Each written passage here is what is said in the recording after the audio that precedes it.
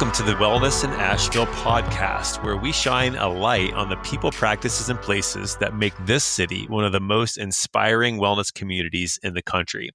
I'm your host, Travis Richardson, founder of Be Well Asheville, your local news source for health, wellness, and community events. Today's guest is Michael Spremulli, a consulting astrologer who specializes in vibrational astrology, a modern evidence-based approach to chart interpretation that removes the fluff and focuses on real energetic patterns. Michael's style is practical, clear, and deeply researched, designed to help people understand how they're wired and make better decisions based on how energy actually flows in their lives.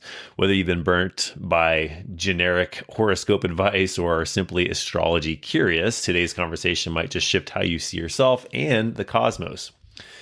And why this matters is astrology is often dismissed as vague, unscientific, in a lot of ways, but vibrational astrology actually is changing the narrative quite a bit. It focuses on actual energetic structures present in your chart.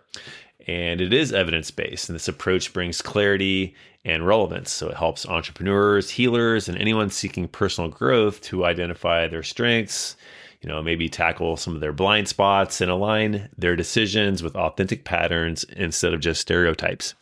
Michael's insight bridges the gap between traditional wisdom and modern practicality, making astrology a tool for real-world transformation. My personal experience with Michael was, at first I was super skeptical. I was like, I don't think he's going to be able to provide me any actionable insights. But through his vibrational astrology reading on me, I gained a new understanding of my patterns and what drives me, what motivates me. And you'll see in the episode that is pretty clear. He also helped me navigate challenges in how to choose certain things. And I feel like that was really helpful for me. And I constantly am bringing myself back to some of the things that Michael will share in the episode going forward. So without further ado, let's dive right in. Well, we have Michael Spremulli here with us today, here to speak on all things vibrational astrology. Welcome to the Wellness in Asheville podcast, Michael. Hey, Travis, thanks so much for having me. I am thrilled to be here. I'm really stoked to have you on because the listeners don't know this, but you actually went to the extra effort, which I was so impressed that you did, to read my chart in lieu of some of the things that's been going on for me. And do you mind if I just give the listeners a real quick background? Absolutely. What that Go was? for it. Okay. To set the stage here a little bit. So I've been getting hurt a lot lately, and it's been really interesting because it's so much. Like I hurt my neck really bad, and before that I'd hurt my leg really bad, and I won't go into the details about it, but it's like, what in the heck is going on? And I thought, man, if anybody's going to know the answer, because it doesn't make any sense. I don't get hurt this often like this in general. Michael will know. So I had Michael voluntarily did my chart, and the things he told me was really, really interesting to me because he pinpointed, and I wrote them down here, some things about me that I'm like, he doesn't even know me. I've talked to him for 20 minutes and he doesn't know me, but he's like, I move too fast sometimes. I have a zest to get things done, and sometimes I overreach, getting pulled in many different directions. I get interested in things and even can become obsessed about them. I think those are my words about the obsessed part, but basically, which is what happens. But on the flip side, I'm curious about people's interests, which is why I'm doing the podcast here. I can be deeply spiritual, and basically this idea of getting hurt though was all about me rushing, and kind of feeling overwhelmed. And Michael, can you just, I guess, take it from there as to what you did to kind of figure out some of that for me? Sure. If I could, I'd like to back up just a second and kind of explain in like under a minute how vibrational astrology is different from other systems of astrology, because I think that'll help your listeners. So when you think of traditional astrology, a lot of different systems, and there are over 70 of them, they function from an archetypal perspective. The sun represents the life force. The moon represents the mother. Saturn is represented by the father. And it goes on from there. Vibrational astrology is different. not that archetypes are bad. The world and our existence and consciousness is built on archetypes. But what vibrational astrology looks at is what is driving those various archetypal expressions. So what I like to tell people is that I'm in the energy business, meaning I help people figure out what their natural energetic flow is and what is the underlying energy that is driving their behavior, their outcomes, and what do they have to work with in this lifetime. So it doesn't mean that other systems of astrology are bad, and I'll never say that VA is the best system. There is no best system. This is just how I do things. So for those people who may be listening who are expecting to hear a lot about signs and traditional ways of doing astrology, this is not that, because this system of vibrational astrology is actually based on an evidence-based model. Meaning, in English, there's actual research and data behind it, because when we take archetypes out of the equation, we're able to codify specific behaviors and then research those to see what holds up in massive databases. And that's sort of the quick thumbnail view of VA and how it's different from other systems. So go ahead. Yeah. Yeah. No. Sorry. Just jumping. I just want to hear. I want to hear more about this evidence-based. How do you even test these ideas? I'm just really curious about them. Never heard anything. Yeah. And this is relatively new. And when I say new, think back to 2010 in astrology years. That's, like 6 months because astrology goes back for thousands of years. So the way that the VA models have been built, I have to give credit to the guy who started it all and is still researching to this day. His name is David Cochran / Santino Mancuso. He recently changed his name. It's another story for another time. But in 1972, he started doing in-depth chart analysis on people. So people would come to him and he would interview them relentlessly to get an idea of what types of mechanisms are present in their life as far as navigating the world. So he'd look at things in charts and then he would handwrite this stuff. I mean, this is the 70s. There were no computers. Well, as time progressed and technology got better, he started to see certain trends based on different planetary combinations that are in people's charts.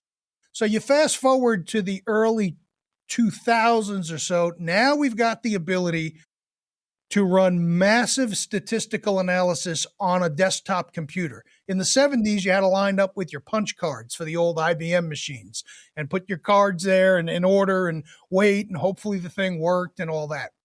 So the way the research gets conducted is everything starts with a guess, just like in science. Gee, I think this might relate to that. I'm speaking in general terms, but you get the idea. And then you start looking to see if there are patterns. Well, here's how we do that in vibrational astrology. And I'll use a very, very simple example. Take, for example, the planet Mars, which is the planet of action. If we suspect that the planet of Mars drives activities and makes things happen and how that's connected in someone's chart, the way the research goes is we've got a database of approximately 90,000 astrological charts with birth time, which is very important, of people who are famous. So people you could go out and read biographies on, people who you know, people who are identifiable. And the way the research is done is very similar to how they study things like genetics and medicine and a whole host of other systems. And one of the methods is referred to as extreme case sampling. So I don't want to get too nerdy here, but I'll dive into this just a little bit. Yeah, please do. So the way extreme case sampling works is just on a very simple example, and this is really oversimplified, but that's all we need to get the point across today. Let's assume that we think people who have a very strong Mars aspect in their chart, that they might be professional athletes. That might give them a leg up on being a professional athlete and the ability to communicate, compete, and all those types of things. Well, what we do then is we'll set the software to go in and pull out the strongest aspects that involve Mars that we think might be responsible for this athletic ability. We don't even know who's going to rise to the top of the heap. So this is the opposite of cherry picking. It's like, oh, well, let's throw Tiger Woods in there, or let's throw, the person who did the 1 minute mile. We don't do that. What we do instead is we put the hypothesis in play. Let's say, Mars, Uranus, which actually is a transit or a placement that is in your chart. But let's say we plug that into the system and we tell the database, I need you to bring everybody to the top who's got the strongest connections between Mars and Uranus. And we see who rises to the top. Then detailed analysis of those individuals, whether it's through biography, public information, records, etc. We look to see if the people who are extreme have some of this athletic ability that we believe the hypothesis is like. And that's the basis of how this model gets built. It's, again, very much like genetic research. If they're looking for a gene mutation, one way to do it is to give everybody a full-blown genetic test and sequence their DNA, and that would work, but that's not feasible from a cost and logistics perspective. So what do? We find people who have got extreme cases of a disease. And then we look at their genetic profile and see if there are any similarities across those extreme cases. If there are, then that adds support to the hypothesis. If there isn't, then we go back to the drawing board. And that's how medicine works. That's how physics works. That's how a whole lot of other subjects are set up based on what's referred to as this evidence-based model. And the idea is you use the best evidence that you have at the time, but you're open to expanding that and refining that as better evidence becomes available. Here's a quick example we can all relate to. You're probably old enough to remember when they said, eggs are bad, eggs cause cholesterol, don't eat eggs, limit to... At the time, that was the best evidence that was available. Well, guess what? Research has evolved, new technologies has evolved, and they've discovered, no, eggs really aren't a problem as long as you're not eating a dozen a day. Right. And this is the key piece that I think a lot of people miss, not only in VA, but in medicine and science to begin with. Because the model gets changed or evolves over time due to more information, it's not about flip-flopping. It's not about being lied to. Oh, they told us this. No, we just got better information. At the time, that's what we had. And based on that, this is where we are. So it's an ever-evolving model. Even in VA, we're getting more specific now with meanings of various aspects in people's charts than we were just 2 years ago, because we can do the research so much more quickly today. So hopefully I didn't go too much into a rabbit hole there. No, I'm going to jump in here because you just gave us a lot. And I feel like, for me, I guess I'll just speak for myself. Maybe there's listeners out there that resonate with this, is that astrology in general, and I'm not familiar with all the different forms. I mean, I know there's lots of different forms, and I'm sure they all have their merits, of course. But in general, I've always felt like I don't find it to be something where I understand how to use it in a practical sense. It's interesting, but I've never been like, okay, I'm going to now take this and do something. And here I can actually put an action to it and do something about it. Can you sort of unravel that a bit? Oh, you're making the hair in the back of my neck stand up. It's always a good thing. Yes. This is exactly the point. This is why I gravitated toward vibrational astrology. Yeah, I've been involved with this stuff since 1994. And I've looked at different systems and I've seen different things. And I always knew there was something to it. But there was always, for me personally, remember, this is just my opinion. I don't want to have astrologers coming at me with pitchforks and fire. There was always something missing. And it always felt like either through my own research and looking at charts, or when you go see other astrologers, that a lot of times I would experience what's referred to as crowbar astrology. Well, here's what this is supposed to represent. So that means this about you. And you say, well, no, that really doesn't fit. Well, but if you look at it this way, it kind of does. And it's almost like trying to jam a square peg into a round hole. And what you don't know about me, or you know this, your listeners don't, I come from a data sciences background. I've got a graduate degree in clinical psychology. I've had an emphasis on statistical methods and research design. So I know how to read research, figure out what's good research versus crappy research. And that was the piece that was always missing for me. I said, there's something to this, but I don't know what's missing. And then I ran into VA, because VA now enables you to have very specific criteria. We have so many rules for interpreting charts as far as looking at what actually will have an impact versus what doesn't. It's an actual standardized process. So the idea of being able to then hone in on what's going on with someone and then make specific recommendations based on how someone's energy is optimally designed to flow, that's where the magic happens. So let's use your example for a second here. In your natal chart, you've got what's called, for those of the people out there listening who are in astrology, you've got this Mars-Uranus trine, which means energy's got to flow freely and easily between those two planets. And real quick, a natal chart is like your own personal game board. When you're born, based at the moment of your birth, the planets are all in a specific configuration, and that is your cosmic DNA. That's how I like to refer to it. That's your own game board that you have to work with throughout your entire existence here on Earth. That never changes. That's you. It's your DNA cosmically.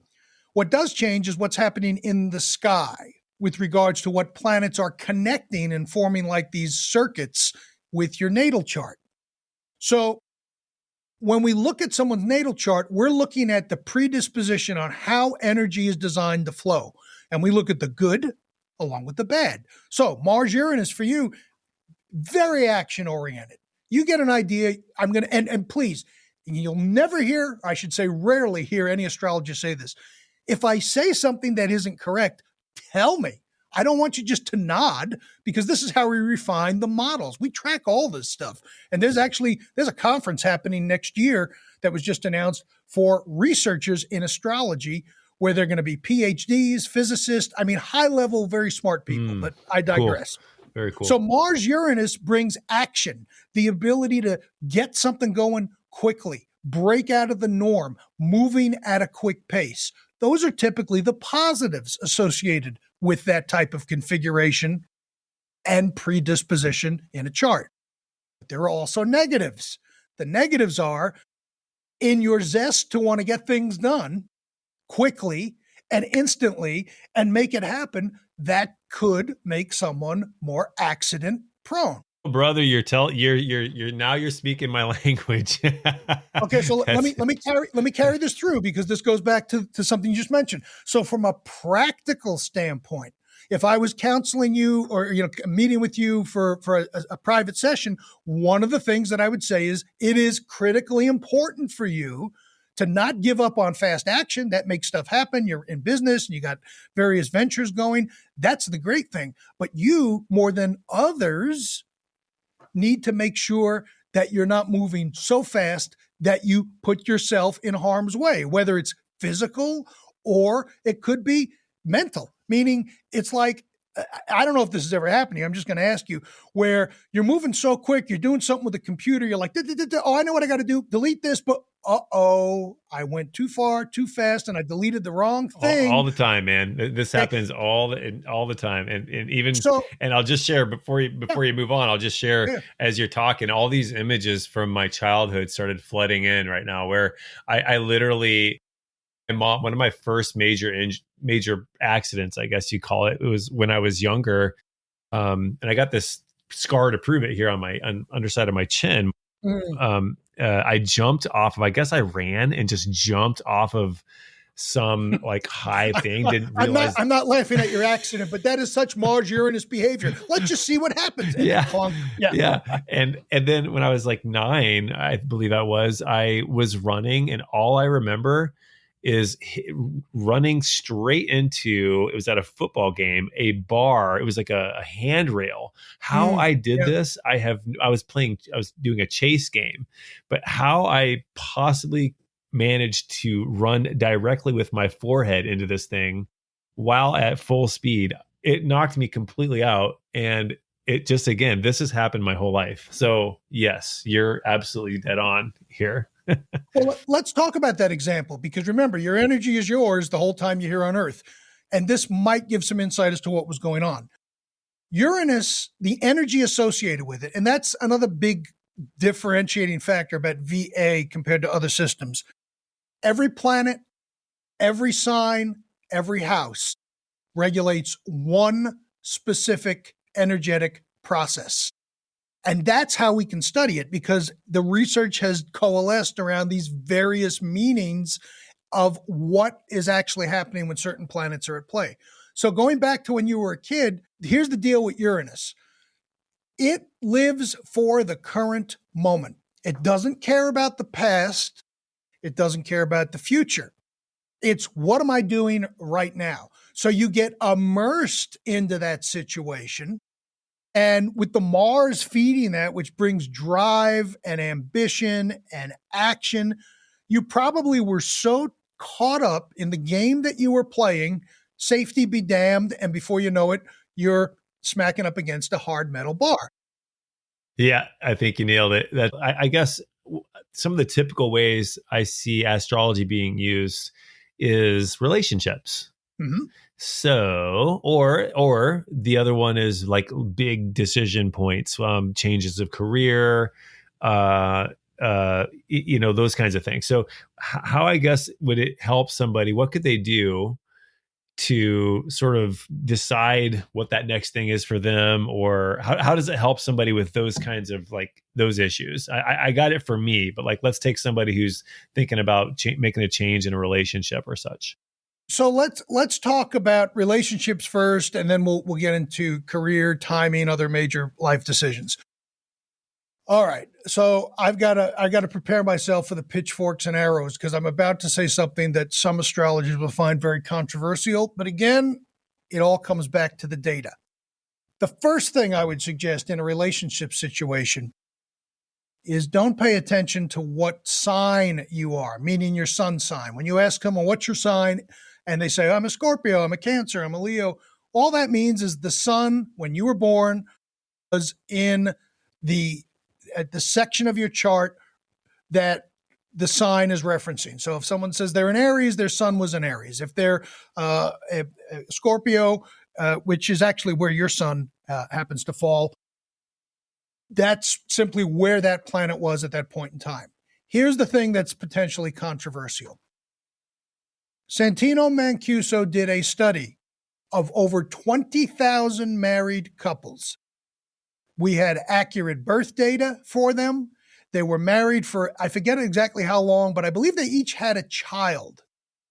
So these were substantial relationships. And he ran the data to see what relationships existed between sun signs, compatibility, and who ended up staying together versus not staying together.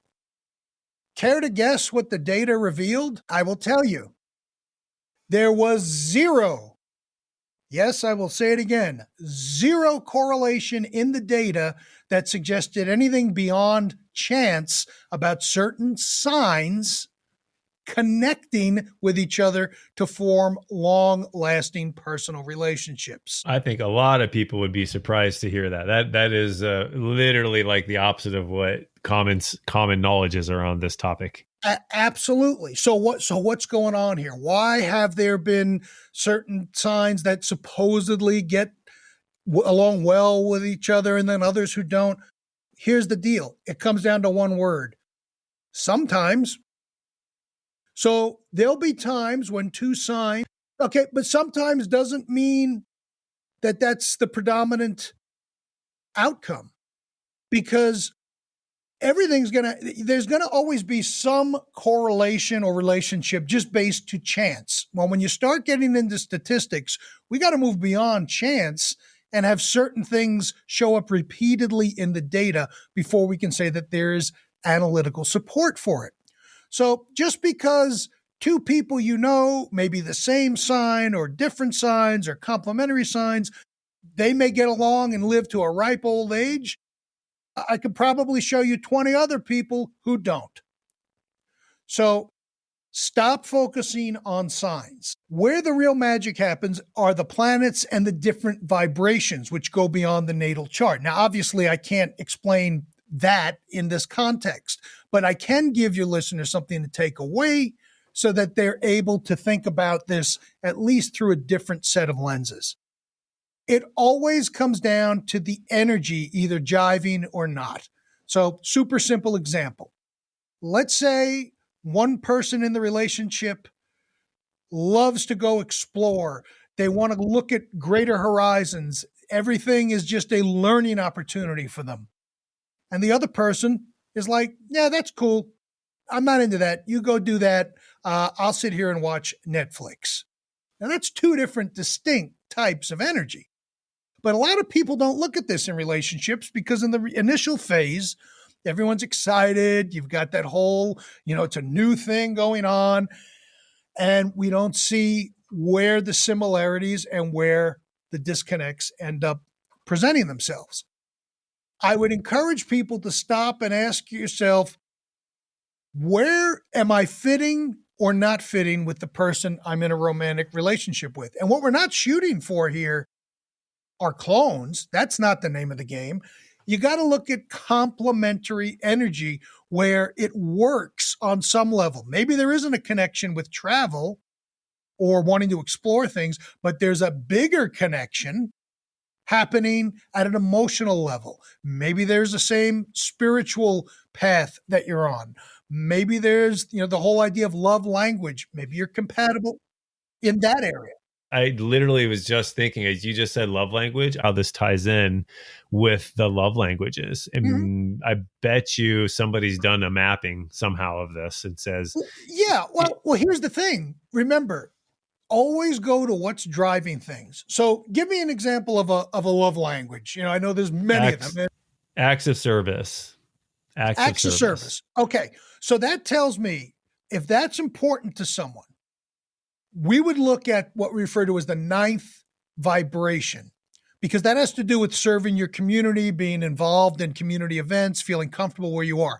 And I would look at the chart of someone, both people, to see, number one, do they both have an active ninth vibration? Not everyone is wired to do everything. So if one person's got a loaded ninth vibration with all these aspects and a lot of planetary energy flowing around, and the other person has like one aspect that's not all that strong, there probably isn't going to be that much overlap there.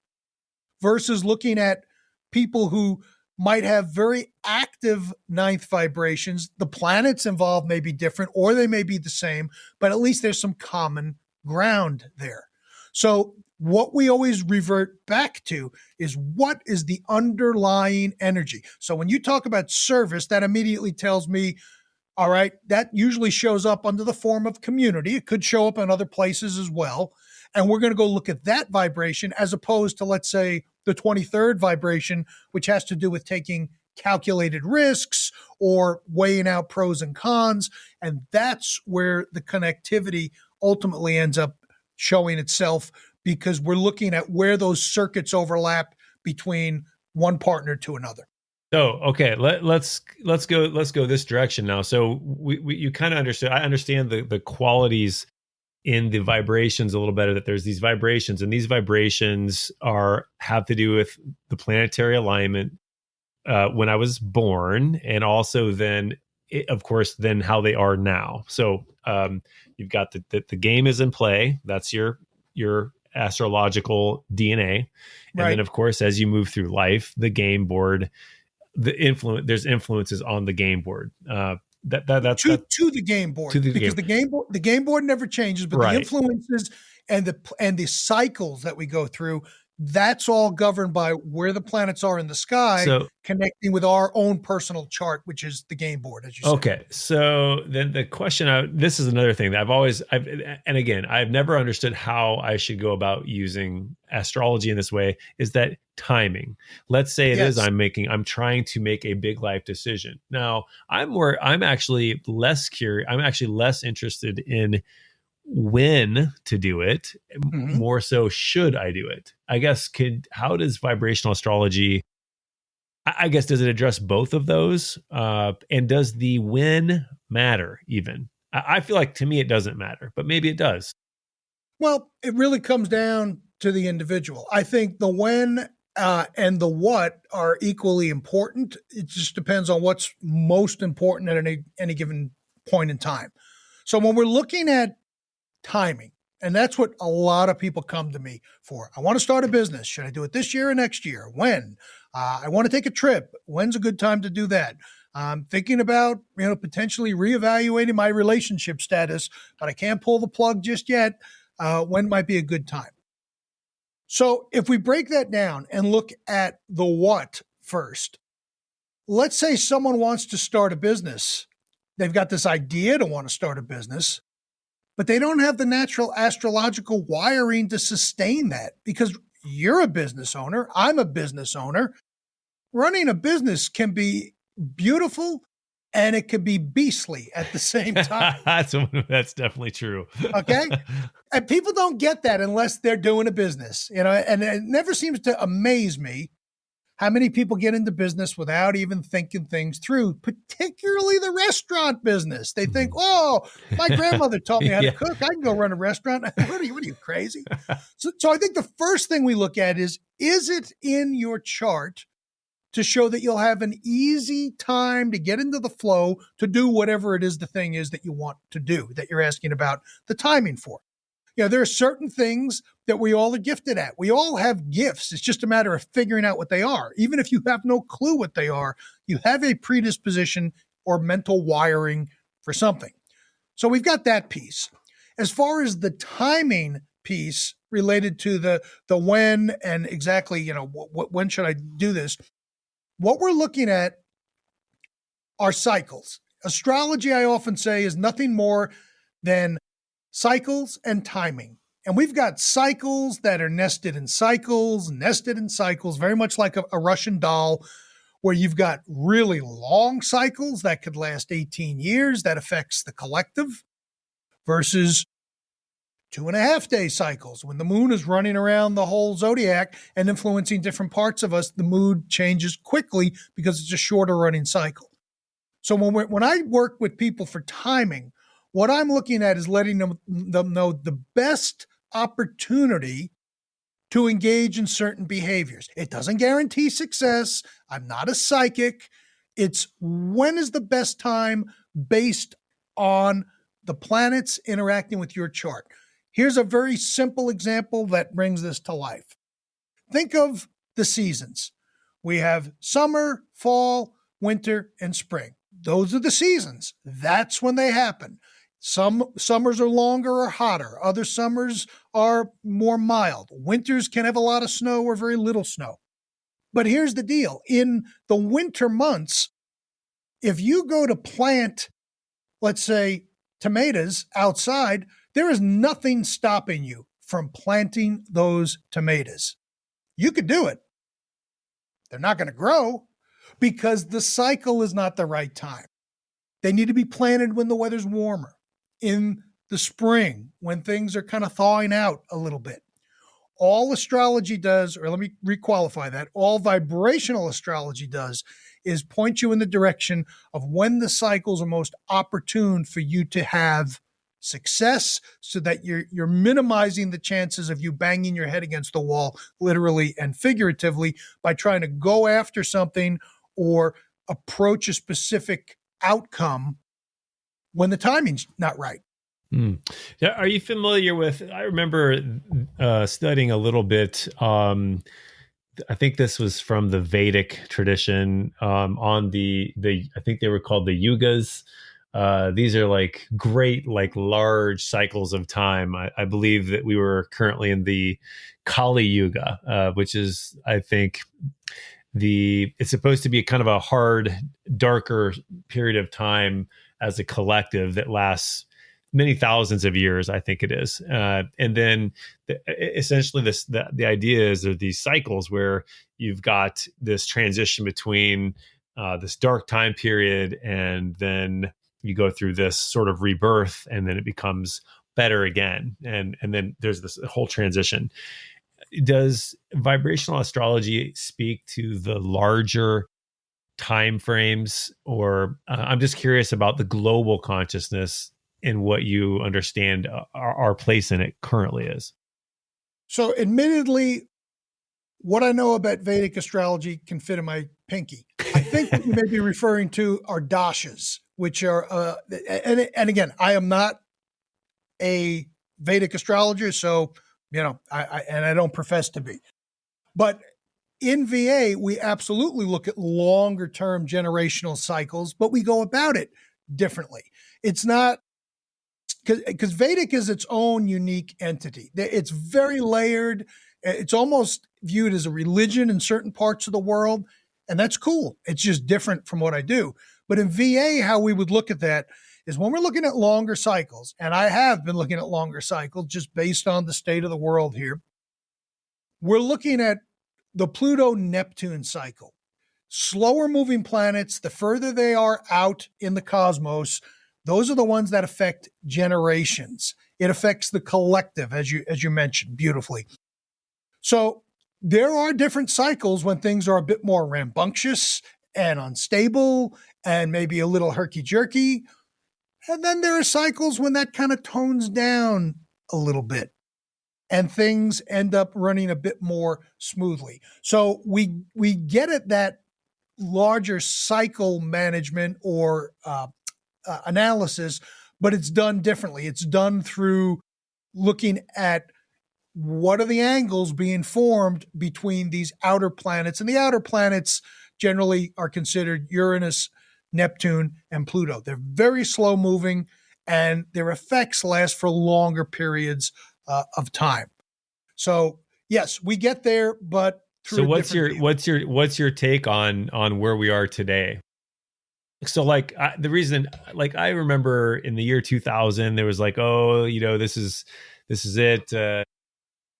Thomas and all these other people, the world's again. Okay. Oh, no. They say, no, it's not 2000. It's actually, sorry guys, it's 2012. 2012. Right. It's gonna, we're certainly it's going to be, that's probably going to be it.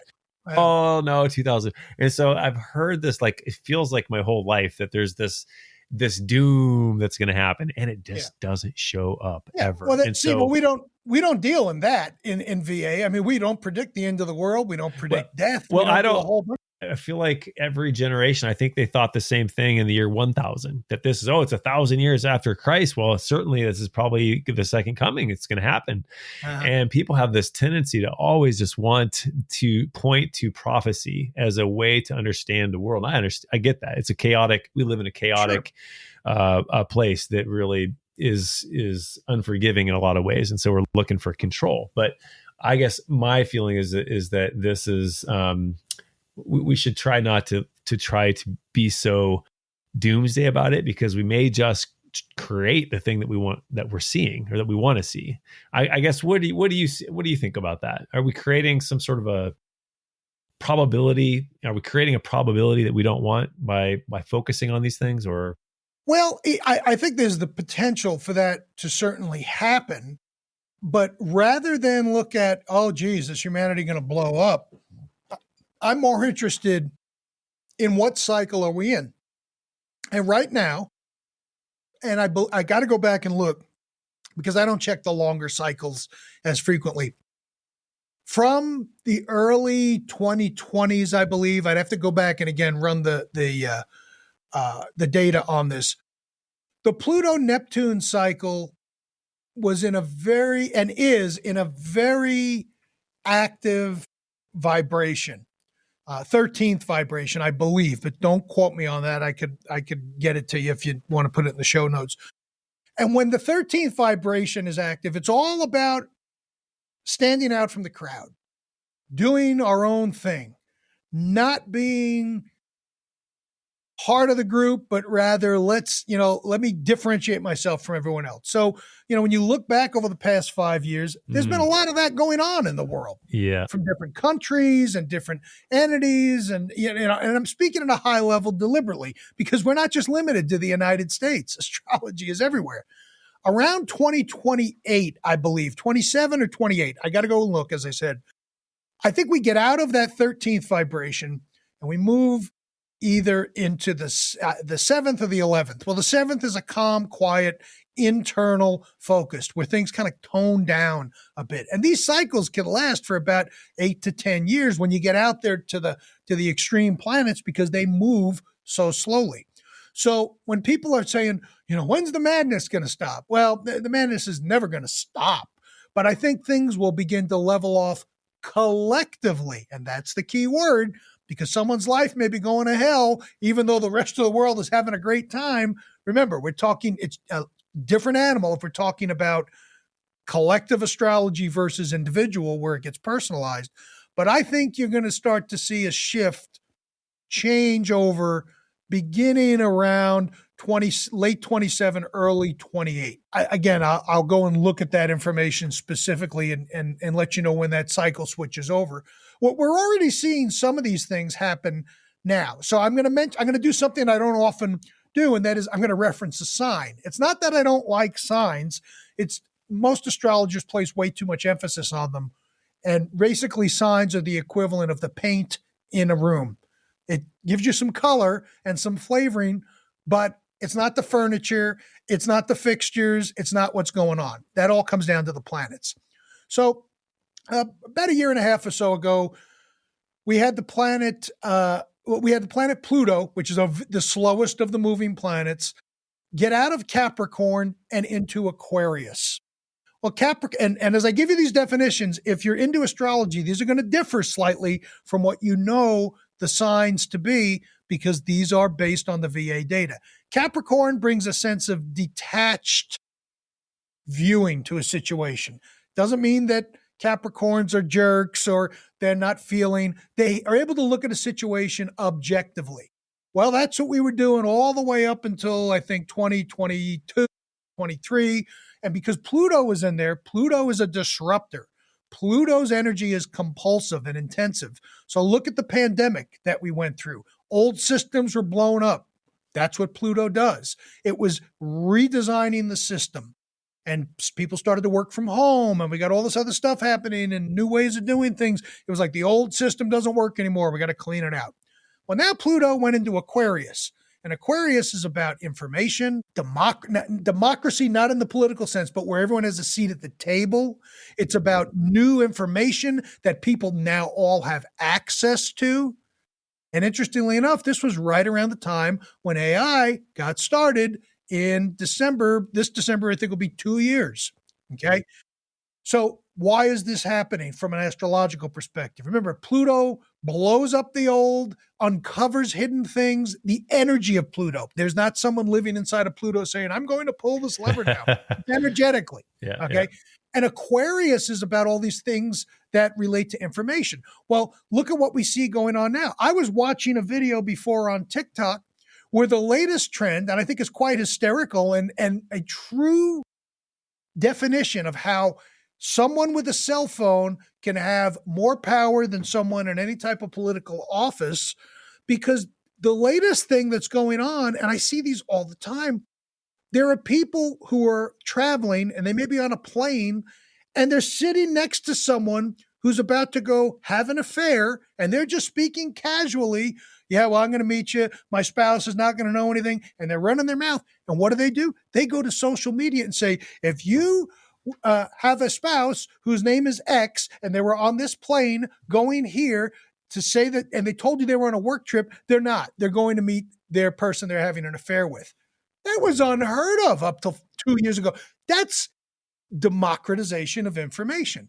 So we don't realize a lot how these cycles evolve when we're in them, unless you kind of step back. Now, thankfully, I have a Capricorn sun, so I'm detached as you can be. I'm looking, oh yeah, what's the verdict? Good news, bad news, whatever. Just tell me. I'm not going to get emotionally revved up. I mean, I might a little bit, but let's get down to business. with those type of shifts, Pluto moving into Aquarius, this vibrational thing, because remember, there's cycles nested within cycles. I think we're going to start to see a shift collectively around 2028, because once a planet kind of switches signs or forms an aspect, it's not like the light gets turned on. There's this ramp up period. And that's where we are now. We're at this very moment. I'm looking at my software as we speak. Pluto is only, let's see, where are you, Pluto? It's signs are cut up into 30-degree slices of pie. 360 make up the whole zodiac. Everything starts at 1, it goes through 29, and then we get into the next sign. Pluto right now is only at 2 degrees of Aquarius.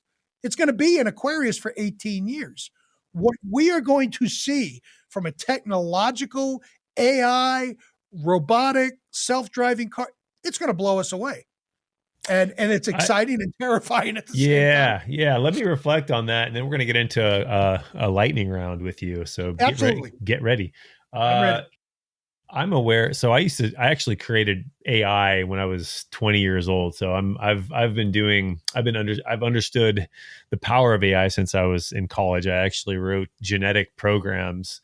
You get the genetic reference that I shared. I did not know that. Cool. I actually use genetic operator, and this is, sorry guys if I'm in the weeds here, but it's actually pretty fascinating I use genetic operators to have programs create other programs using genetic algorithms and genetic programming. This is back in the day. And it took my computer lab 10 hours to do it back in college. Yeah. And now we can do it on our phone in probably 0.5 seconds to arrive at the solution.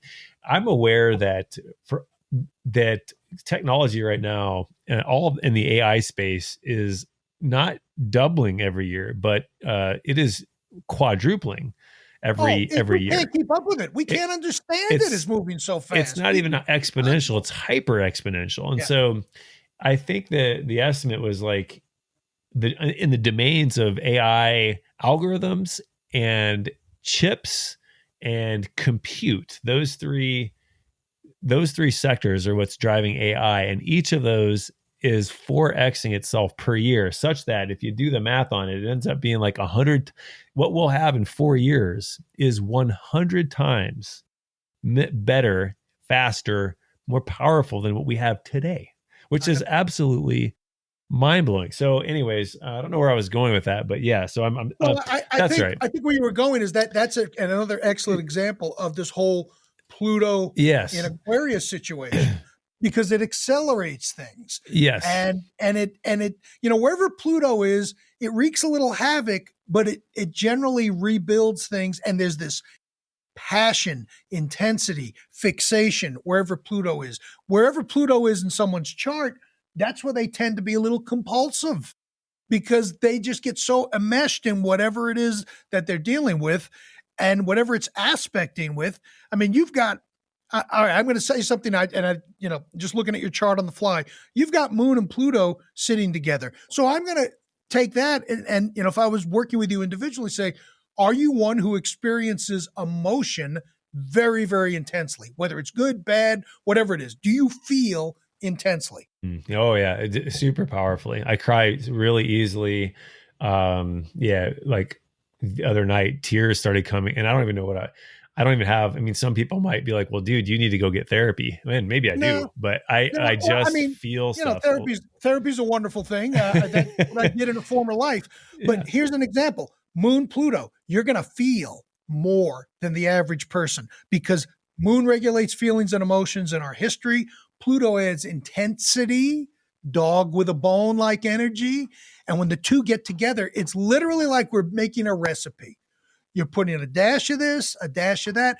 And where the vibrational astrology is different is we've got to be able to then blend that energy together to see how it manifests. And we just did it right there with you, because that shows the intent. I mean, you may look at it as something, here's something I would say to you as well.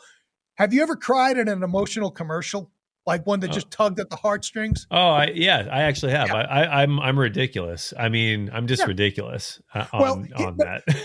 but you're not. You're wired that way.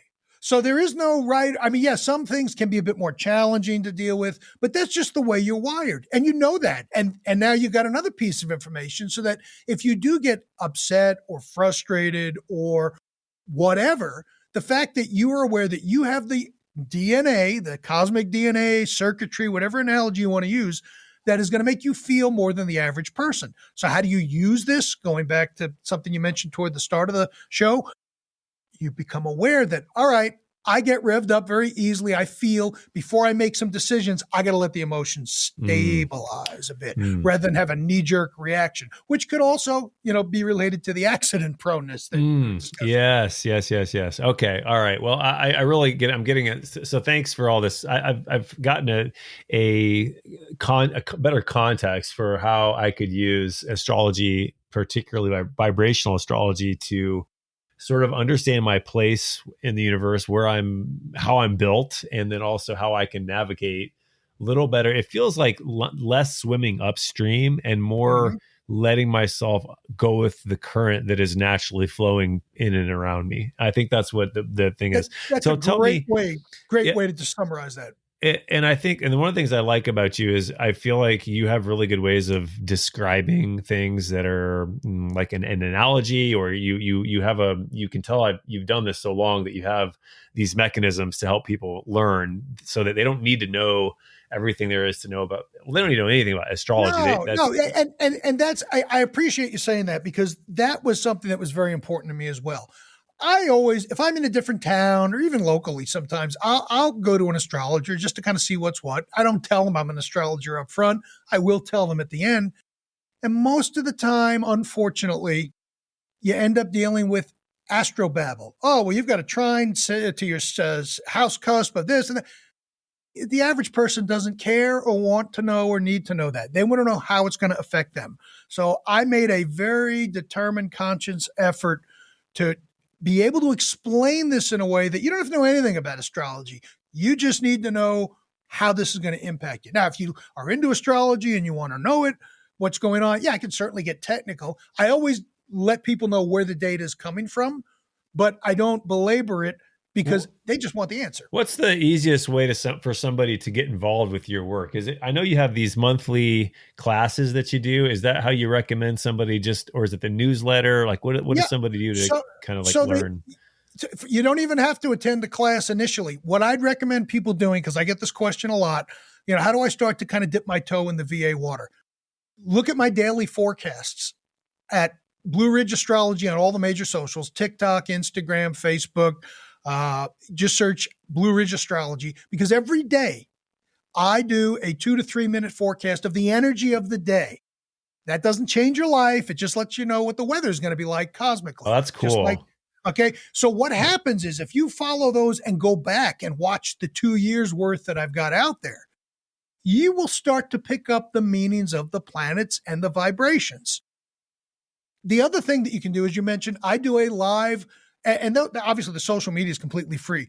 I do a class every month on the detailed vibrations for that month so that you know when you've got different pockets of cycles collectively to lean into certain things, pull back from other things.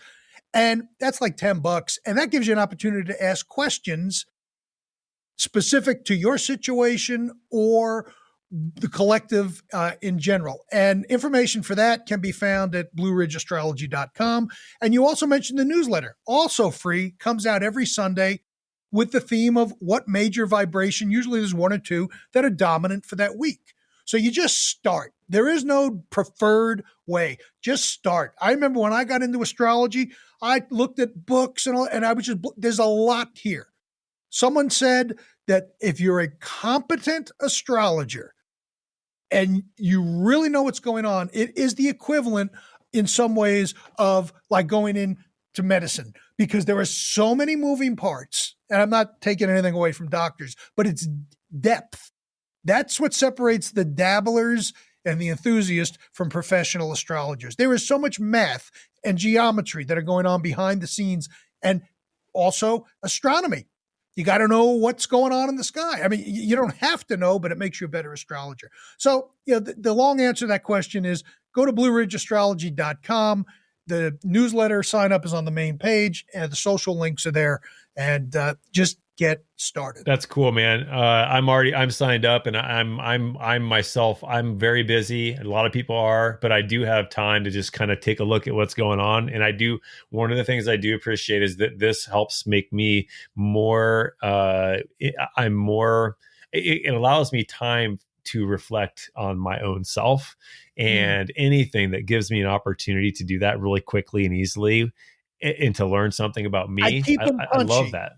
I try to keep them punchy. The Yeah. daily updates, 2 to 3 minutes. Good. The newsletter comes out every week. Usually I write an article, the couple of vibrational forecasts for the week, boom, get in and out in all life. People don't, I get it. People are busy. So, and that's the way I process information. So that's how I convey it, because I'm not sitting there reading a 50-page thing. I don't have the time or the patience for that. Wonderful. All right. Lightning round, short answers. Here we go. 3 questions.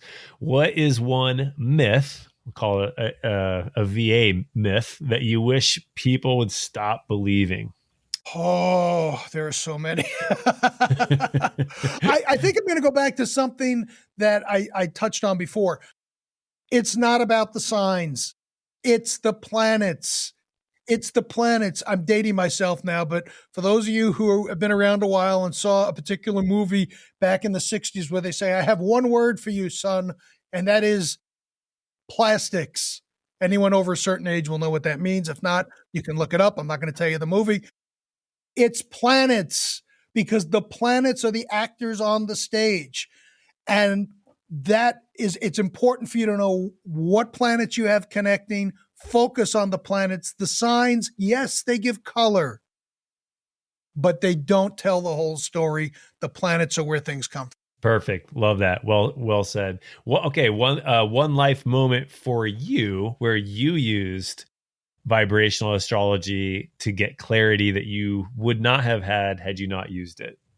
Oh, that's easy. There's bunches of these. I figured. So, yeah, and I, contrary to popular belief, I don't look at my chart or my transits unless all that often. I don't live in my chart. If I got something coming up, I look to see what's happening. So a couple of months ago, I had an appearance actually at an astrology conference, something that your audience probably doesn't know about me.